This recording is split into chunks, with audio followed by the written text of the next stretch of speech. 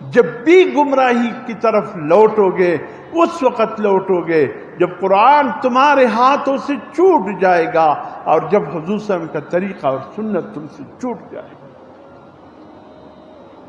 آج بہت سی چیزیں حضور صلی اللہ علیہ وسلم کی زندگی سے ہٹ کر ہماری زندگیوں میں آ گئے، اس کو ہم دین سمجھنے لگے۔ ہمارے جنازے کے سلسلوں کو دیکھیے، ہمارے شادی کے سلسلوں کو دیکھیے، الا ماشاء اللہ ایک عدد اس میں سنت ہوگا جس میں عمل ہوگا، باقی سب رسم و رواج۔ حضور صلی اللہ علیہ وسلم نے فرمایا جس گھر میں مسئلہ بتا رہا ہوں، اللہ نہ کرے ایسا ہو، جس گھر میں فوتگی ہو جائے، فرمایا 3 دن اس گھر والوں پہ غم ہے، اس گھر میں چولہا نہیں پکے گا غم کی وجہ سے، اور پکنے بھی نہیں چاہیے۔ فرمایا رشتہ داروں کو چاہیے، ہمسایوں کو چاہیے یہ 3 دن کچھ پکا کر بیچ دیا کرے، صاحب غم کے گھر میں بیچ دیا کرے، وہ بیچارے اپنے تکلیف غم میں ہوتے ہیں، اس کو کھانے پینے کا ہوش نہیں ہوتا۔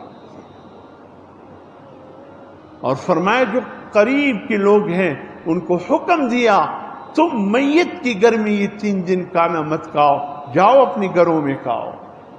فرمایا یہ 3 دن قریب کے رشتہ دار جو اپنے گھر جا کر کھانا کھا سکتے ہیں وہ ان 3 دن میت کی گھر میں کھانا کھاتے ہیں، قیامت کے دن اللہ اس کے دل کو مردہ کر دے گا کہ کیسے اس کا دل چاہتا ہے کہ غم کے گھر میں یہ کھانا کھا لے،